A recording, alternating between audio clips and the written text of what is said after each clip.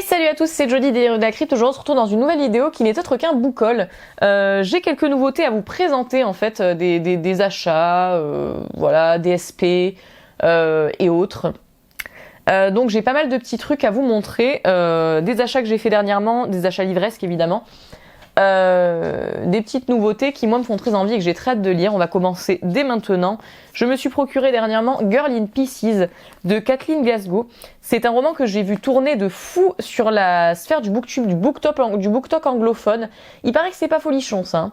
Voilà, si vous avez envie de rire, de sourire, d'avoir une good vibes, pas forcément le meilleur livre. Voilà. Ici on est avec Charlotte Davis. C'est une fille en lambeaux, à 17 ans, elle a déjà perdu davantage que la plupart des gens en une vie, mais elle a appris à oublier. Le verre brisé avec lequel elle se coupe apaise sa peine jusqu'à ce qu'il ne reste que le calme. Chaque nouvelle cicatrice endurcit un petit peu plus le cœur de Charlie, pourtant cela fait toujours aussi mal. Girl in Pieces est le portrait émouvant d'une adolescente dans un monde qui ne lui doit rien et lui a tant pris, et du chemin qu'elle entreprend pour se réparer. Voilà, je pense que vous avez saisi que c'est pas forcément folichon, pas forcément joyeux, mais moi c'est un récit qui me faisait envie en tout cas. J'espère que ce sera bien, c'est un peu tricky comme sujet, donc j'espère aussi que ce sera bien traité. Voilà, un roman pas forcément joyeux, mais qui moi me faisait très envie. Et je suis contente du coup que ça a été traduit en français. Là aussi, un autre roman où je suis très contente que ça ait été traduit en français, puisque j'ai essayé de le lire en anglais et je n'ai rien saisi. C'est If We Were Villains de M.L. Rio. Je sais pas si vous vous rappelez, je vous en avais parlé sur cette chaîne, j'avais pas du tout été conquis, je l'avais pas fini en anglais parce que j'avais rien compris. C'est-à-dire que dans If We Were Villains, on est avec une bande d'étudiants qui étudient Shakespeare. Donc il y a pas mal de citations de Shakespeare et en anglais du coup, je galérais, hein, voilà, il faut dire ce qui est, je galérais. On est avec Oliver. Oliver, il termine de purger sa peine de 10 ans de prison pour le meurtre d'un de ses meilleurs amis qu'il n'a peut-être pas commis. Le jour de sa libération, il est accueilli par un inspecteur, donc l'homme qui l'a fait condamner. Ce dernier, il va bientôt prendre sa retraite, mais il veut du coup savoir ce qui s'est réellement passé. Et donc du coup, Oliver va raconter son histoire. On est avec un groupe de 7 jeunes acteurs qui étudient l'œuvre de Shakespeare dans un conservatoire réputé. Mais lorsque la distribution change et que les rôles s'inversent, tout tourne au drame et l'un d'entre eux est retrouvé mort. Donc Dark Academia, hein. Ambiance maître des illusions de Donatart. On en parle d'ailleurs souvent comme le descendant du maître des illusions de Donatart. Très contente là que ça a été traduit en français parce que je vais enfin pouvoir lire ce livre et comprendre quelque chose et voir si j'aime vraiment ou pas. Phénomène TikTok, mon dieu, voilà, ce genre d'autocollant curse. Voilà, mais j'ai très hâte de lire ça. C'est un thriller. Hein. Un thriller qui me faisait très envie et je suis très contente que ça ait été traduit en français. Je me suis procuré en poche Un bon indien est un indien mort de Stephen Graham Jones. Je l'ai toujours pas lu, il faut vraiment que je le lise. Stephen Graham Jones, c'est une plume que je vois énormément passer là aussi sur la sphère du booktube, du booktalk, du bookstagram anglophone. Un auteur d'horreur assez connu. Du coup, forcément, très envie de lire ça. J'ai Galeux dans ma bibliothèque déjà. Donc là, celui-là. Et un autre que je vais vous présenter juste après. Ici, on est avec 4 amis d'enfance, ils ont grandi dans une réserve du Montana et ils sont hantés par les visions d'un fantôme, celui d'un caribou, dont ils ont massacré le troupeau lors d'une partie de chasse 10 ans avant. Et tour à tour, ils vont être victimes d'hallucinations, de pulsions meurtrières, jusqu'à ce que l'entité vengeresse s'en prenne à la fille de l'un des chasseurs. Ça a l'air trop bien. Ça a l'air trop bien. J'ai trop hâte. Je ne sais pas ce que ça donne. Certains m'ont dit que la traduction n'était pas extraordinaire. Voilà, dites-moi si vous savez. Mais en tout cas, moi, c'est un roman d'horreur qui clairement me hype de fou, donc j'espère que la trad sera pas trop horrible non plus. Du même auteur, je me suis procuré Mon cœur est une tronçonneuse. C'est un slasher assez connu, franchement très connu. Là aussi sur la sphère anglophone. On est avec Jade. Jade, c'est une ado marginale. Elle a un père violent, une mère absente, et en fait, elle trouve refuge dans les films d'horreur. Lorsque le sang commence à couler dans sa bourgade, son esprit évidemment encyclopédique reconnaît les prémices d'un slasher. Et donc du coup, Jade, le personnage, va nous entraîner dans un cauchemar éveillé, laisser entrevoir un portrait désespéré, un portrait surprenant, celui d'une jeune fille effrayée qui cherche désespérément un foyer. Mon cœur est une tronçonneuse et son histoire, son hommage à l'horreur, sa vengeance et son triomphe. Donc là, je pense qu'on est clairement dans un roman d'horreur pour les fans d'horreur. À voir, ça a l'air vraiment cool. Je sais pas si on va être dans un slasher classique ou dans un truc un petit peu plus profond. J'ai l'impression qu'on est dans quelque chose d'un petit peu plus profond, mais je veux pas en attendre un peu trop. Stephen Graham Jones, en tout cas, c'est une plume de l'horreur que j'ai très très envie de découvrir. Du coup, ça sera donc soit avec Un bon indien est un indien mort, soit avec Galeux, soit avec Mon cœur est une tronçonneuse. Mais dans tous les cas, une plume qui m'intéresse beaucoup et dont j'entends beaucoup de bien. Ensuite, là, j'ai à vous présenter un achat d'occasion, des achats d'occasion que j'ai effectués il y a peu. C'est-à-dire que, vous le savez, je vous en ai parlé sur la chaîne, il y a peu, j'ai lu les comics Hellraiser. Mais du coup, je les ai pas trouvés, j'ai beaucoup de mal à les trouver en matériel, bref. Et du coup, je me suis intéressée évidemment aux comics qui adaptaient l'œuvre de Clive Barker et aux BD diverses qui adaptaient l'œuvre de Clive Barker. Et je me suis procuré du coup les 100%. Les 100%, ce sont des BD rétro, des comics rétro qui adaptent en fait les livres de sang de Clive Barker.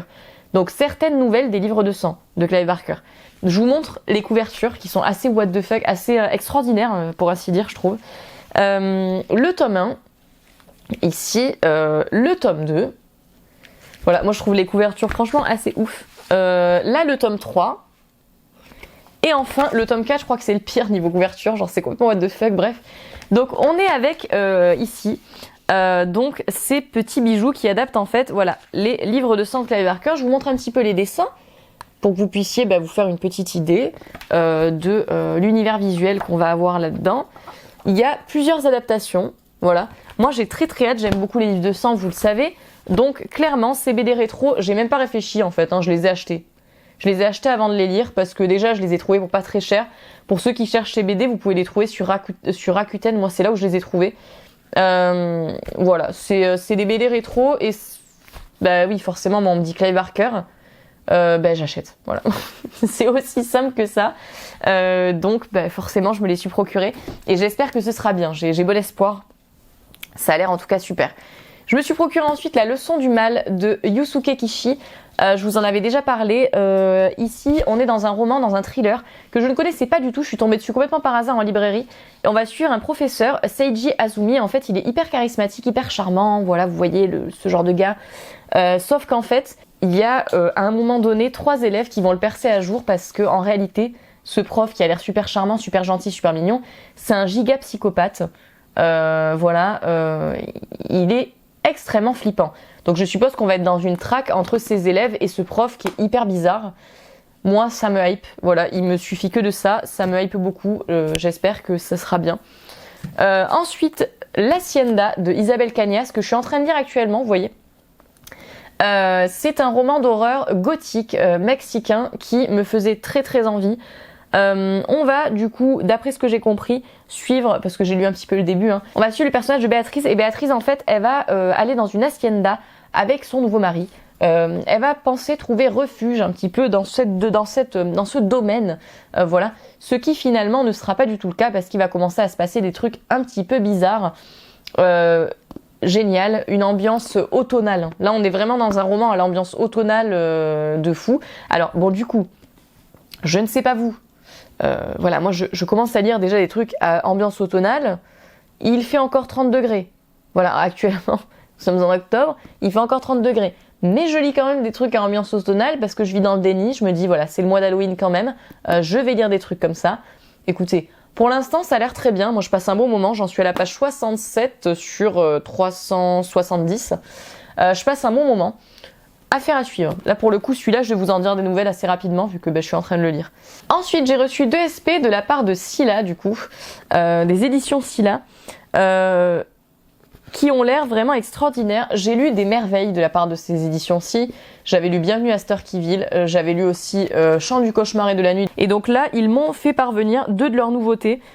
Fournaise, tout d'abord, de Livia Lievelin, j'espère que je le prononce bien.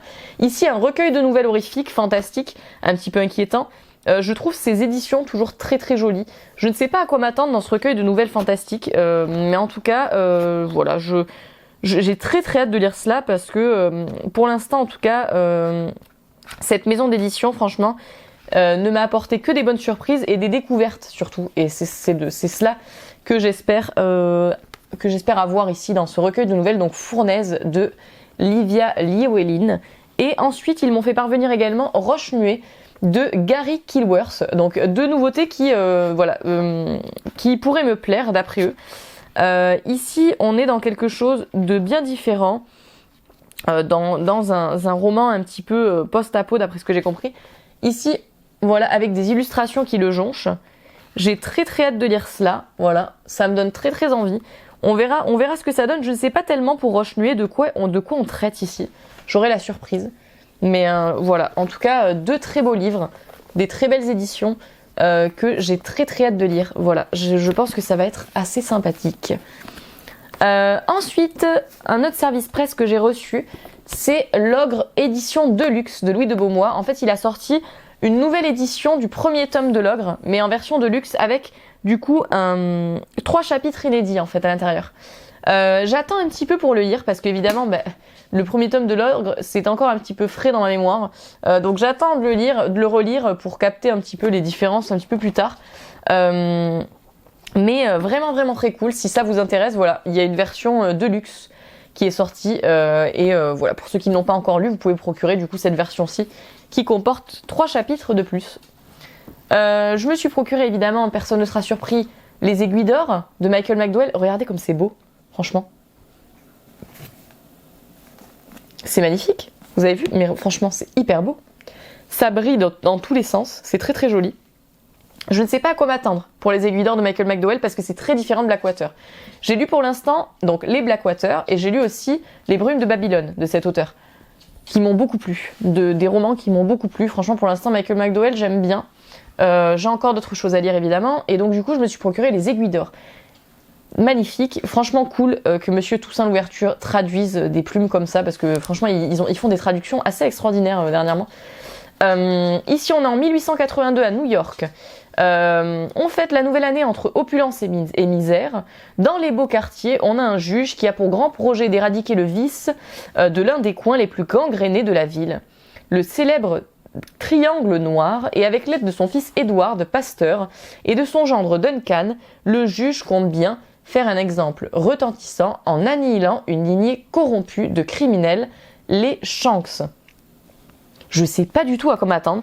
J'ai presque l'impression qu'on est dans une ambiance un peu mafieuse et tout. Et pour autant, quand tu regardes les couvertures, il y a des trucs assez dark, quoi. Vous voyez, il y a des cercueils. Là, voilà, le cimetière. Il y a un truc, moi, là, qui m'a fait penser presque à un truc de vampire, voilà. Cette main avec des grands ongles qui me fait presque penser à un truc de vampire. Je sais pas du tout à quoi m'attendre, mais en tout cas, Michael McDowell, pour l'instant, il m'a pas déçu. Donc, je me suis dit, quand j'ai vu cette sortie, j'y vais. Chasse à l'homme de Gretchen Felker-Martin. Là aussi, peut-être que je vous l'ai déjà montré déjà. Mais voilà, je fais un peu un bilan de toutes les nouveautés qui intègrent ma bibliothèque. Dans Chasse à l'homme, on est dans un post-apo. Je sais, vous savez que j'aime pas les post-apo, mais là, c'est un post-apo un peu différent. Qui, moi, je sais pas, m'intrigue beaucoup. Je ne sais pas du tout comment ça va être traité, comment la thématique va être traitée, mais j'ai très hâte de voir ça. On est dans une épidémie qui a transformé les êtres humains à haut niveau de testostérone en créatures uniquement mues par leurs besoins les plus primaires, c'est-à-dire se nourrir, violer et tuer. Donc tous les hommes sont devenus de dangereux zombies. Et en fait, on va suivre 2 femmes trans qui sont chasseuses d'hommes parce qu'elles ont besoin d'absorber les oestrogènes contenus dans leurs testicules pour éviter la contagion. Bientôt, elles vont devoir affronter des ennemis plus impitoyables encore, une armée de féministes qui haïssent les femmes trans davantage que les hommes. Donc, je pense à un roman du coup qui ici clairement parle de la condition en fait de femmes trans qui du coup se sentent rejetées et par les hommes et par les femmes à certains moments, de la position du coup de ces femmes dans notre société parfois. Ça doit dénoncer en fait cette discrimination auprès d'elles. J'ai très très hâte de voir ça. Je sais pas comment ça va être fait. Je sais pas si ça va être bien fait, mais j'ai très très hâte de voir ça. C'est hyper tricky, je trouve. C'est hyper tricky à traiter comme thématique, donc j'espère que ça sera bien fait. Je sais pas si on est dans de l'absurde, je sais pas si on sera dans du drôle, je sais pas encore.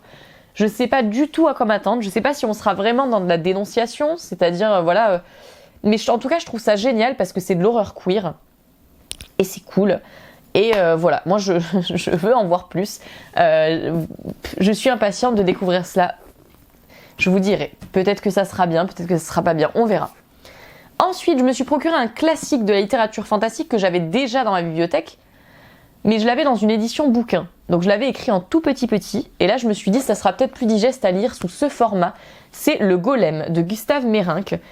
Ici, d'après ce que j'ai compris, un roman classique de monstres qui, moi en tout cas, me donne très envie. À l'image, évidemment, c'est un classique à l'image, on nous dit de Frankenstein, enfin voilà. On nous dit que ce roman a inspiré de nombreuses références, dont Frankenstein, Blade Runner, Metropolis, Minecraft même, voilà. Une fantasmagorie merveilleuse célébrée par Lovecraft, où le cauchemar valse avec l'horreur au cœur du ghetto de Prague. Chef-d'œuvre d'un écrivain passionné d'ésotérisme. Enfin, moi, ça me donne très envie. Cette édition, en plus, est très très jolie. Moi, de toute façon, en automne, souvent, j'ai envie de lire des classiques du fantastique. Et là, Le Golem, je pense, je vais le lire cet automne. Clairement, c'est quasiment sûr. Parce que ça me donne très envie et c'est l'un des derniers classiques qu'il me reste à lire. Parce que du coup, je les garde, tous les classiques fantastiques, je les garde dans ma bibliothèque et j'en lis une certaine portion par an. Voilà. Et Le Golem, j'ai très envie de le lire, du coup, cette année. Donc ça sera sûrement fait. Je me suis procuré, là aussi, on les a vus passer partout dernièrement. Bah oui, évidemment, je me les suis procurés, vous ne serez pas surprise. L'étrange Noël de Monsieur Jack, tout d'abord. Le roman, du coup, évidemment, du film. Donc là, une novélisation. Adapté par Megan Shepherd. Et ben bien sûr, voilà, hein, que dire de plus, si ce n'est que c'est l'histoire de l'étrange Noël de Monsieur Jack. Voilà. Du film. Ok. Voilà, t'es avec Jack Skellington, voilà, il en a marre de sa routine, du coup, il découvre Noël, et puis voilà, ils veulent fêter Halloween, ils veulent fêter Noël dans la ville d'Halloween, voilà. Et puis Sally, et puis voilà. Et puis l'étrange Noël de Monsieur Jack, ok. La plupart vous devez connaître, quoi. En plus, regardez-moi ça, quoi. Le jaspage de ces éditions, il est incroyable. Genre, le détail est oufissime. Bref, très très hâte. Et là aussi, j'étais trop contente quand j'ai vu que c'était traduit. Je l'ai vu passer sur la sphère anglophone, mais tellement de fois, et je me disais, faites qu'ils le traduisent en français. Et c'est fait, ils l'ont traduit en français, du coup je suis trop contente. C'est Vive la Reine des Citrouilles de chez Earnshaw.